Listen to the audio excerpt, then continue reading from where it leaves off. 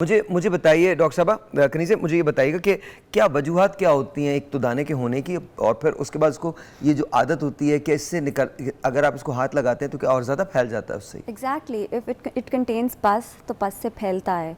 And वैसे भी जो कॉन्टैक्ट डर्मेटाइटिस होता है वो तो आपके टच करने से मज़ीद फैलता है।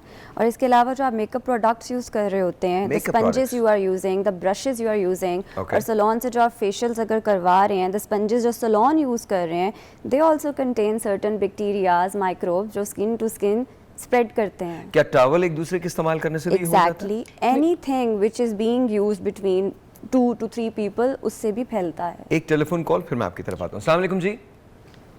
वालेकुम अस्सलाम, रियाज खान बोल रहा हूँ, मारल कॉलोनी कराची से। साहिर भाई, रियाज भाई कैसे हैं आप? अल्लाह का लाख लाख शुक्र है, आप ठीक हैं? अल्लाह का शुक्र, बिल्कुल ठीक ठाक जी। रियाज भाई क्या क्या कहिएगा? साहिर भाई, मैं जब छोटा था तो मुझे टाइफाइड हो गया था। क्या हो गया था? ठीक है, टाइफाइड बीमारी हो गई थी। टाइफाइड होती है ना सर? जी जी जी।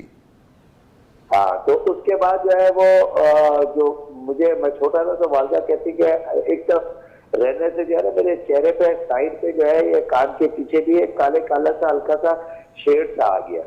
ओके, ठीक है, हाँ ना। तो ये आखिर क्यों, मतलब क्यों आया इस बीमारी से? क्या मतलब इससे, टाइफाइड से इस चेहरे का क्या ताल्लुक था इसका? और फिर दूसरा ये कि एक बच्ची और भी है जिसकी वालदा मुझे अक्सर कहते हैं, लेके भी गए अक्सर डॉक्टर वगैरह के पास, चेहरे पे हल्का हल्का सा व्हाइटनेस सी है।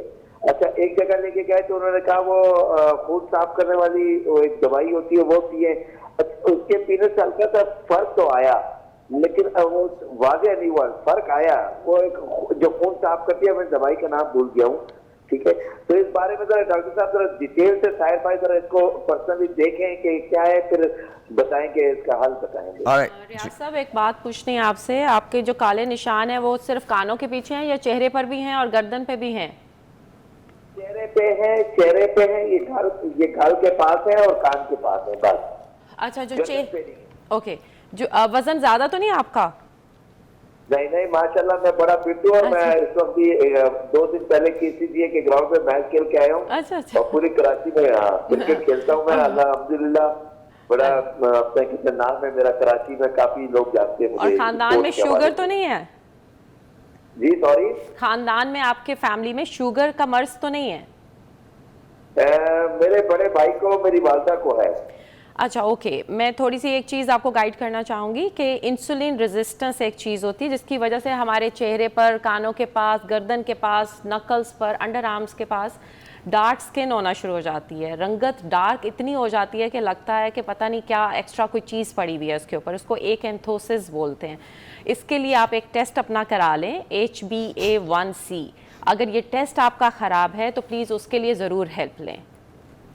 वजन से इसलिए पूछ रही थी कि उसका थोड़ा सा लिंक है, लेकिन अगर फैमिली में डायबिटीज चल रही है तो इंसुलिन रेजिस्टेंस किसी को भी हो सकती है। ओके, तो वजूहात क्या है इसकी? यही इंसुलिन इसका रेजिस्टेंस टाइफाइड से तो कोई ताल्लुक नहीं? टाइफाइड में ये होता है कि समटाइम्स हमारा न्यूट्रिशनल वैल्यू बॉडी का कम हो जाता है, उसकी वजह से बाल गिर सकते हैं, रंगत ऑफ कोर्स थोड़ी ख़राब हो सकती है, लेकिन लॉन्ग टर्म टाइफाइड की वजह से निशान नहीं पड़ सकते। ये ज़रूर है कि अगर कोई मेडिकेशन, एंटीबायोटिक ऐसी खाई है जिसकी वजह से रिएक्शन हुआ है, जिसको फिक्स ड्रग अरप्शन बोलते हैं, उसमें निशान पड़ जाते हैं कहीं और वो चलते रहते हैं। तो इनको कौन सा टेस्ट करवाना है? HbA1c।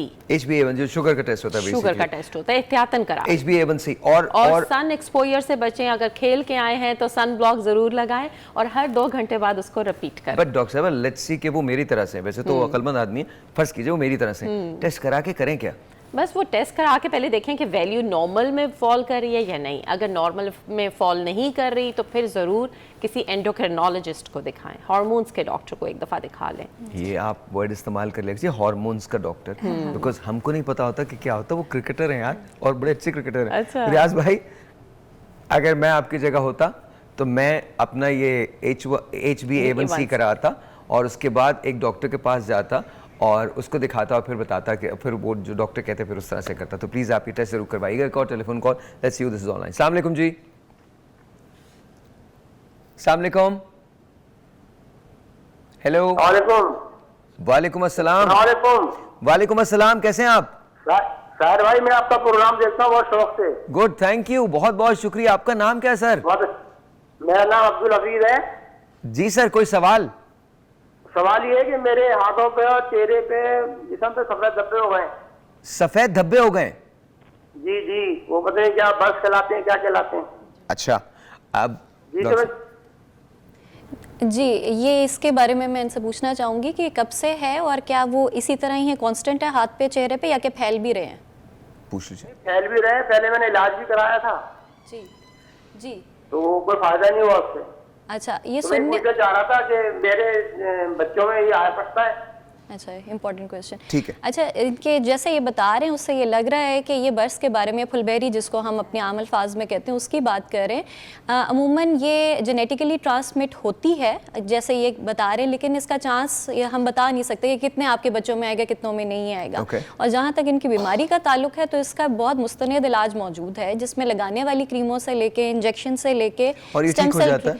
बहुत हद तक बेहतर हो जाता है, बहुत हद तक बेहतर हो जाता है। अगर हमारे पास एज डॉक्टर्स मुख्तलिफ ट्रीटमेंट ऑप्शंस होते हैं, लगाने वाली दवाइयाँ होती हैं, खाने वाली दवाइयाँ होती हैं, इसके अंदर लगाने वाले टीके जिनको इंट्रालीजनल स्टेरॉइड्स या इंजेक्शंस कहते हैं वो भी मौजूद होते हैं।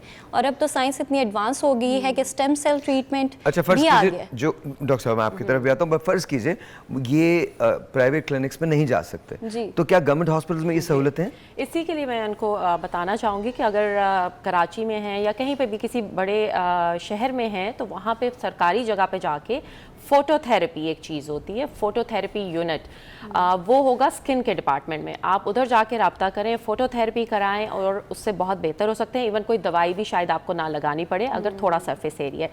और फोटोथेरेपी सेफ़ ऑप्शन है, हर उस बंदे के लिए सेफ़ ऑप्शन है जिनको कोई खुदा ना खास्ता इंटरनली बॉडी के कोई और मसले चल रहे हैं, कोई लिवर का इशू है, किडनी का इशू है, तो वो सिर्फ शुआएँ हैं जो लगाने वाली हैं, जो अल्लाह ताला की रोशनी में, धूप में भी पाई जाती हैं। तो वो जो है वो सोराइसिस का भी इलाज कर सकती है, वो शुआएँ, वो विटलाइगो का भी इलाज कर सकती है, बर्स का भी। और एक और टेस्ट ज़रूर करा लें विटलाइगो के साथ। विटलाइगो एक ऑटो इम्यून बीमारी है, यानी आपकी ही इम्यूनिटी आपके ही सेल्स के अगेंस्ट काम कर रही है। तो आपने जो टेस्ट उसमें कराना है वो थायराइड से रिलेटेड कराना है, उसको एंटी थायराइड एंटीबॉडीज़ बोलते हैं, वो एहतियातन करा लें। जिन लोगों को वो होता है तो देखा जाता है कि बर्स का मर्ज भी ज़रा तेज़ी से होता है उनको। ऑलराइट, मुझे एक ब्रेक के बाद यहीं से हम कंटिन्यू करते हैं। आपके कॉल्स जो हैं वो आ रहे हैं, thank you so very much. मुझे भी इंतज़ार रहेगा, अगर मज़ीद कुछ सवाल आते हैं तो वो भी। हम लोग बहुत साजिशी लोग हैं, but you have no idea what I'm saying. So let's talk about what we were talking about कि जी मुहासों से क्या मसला होता है, कील से क्या मसला होता है।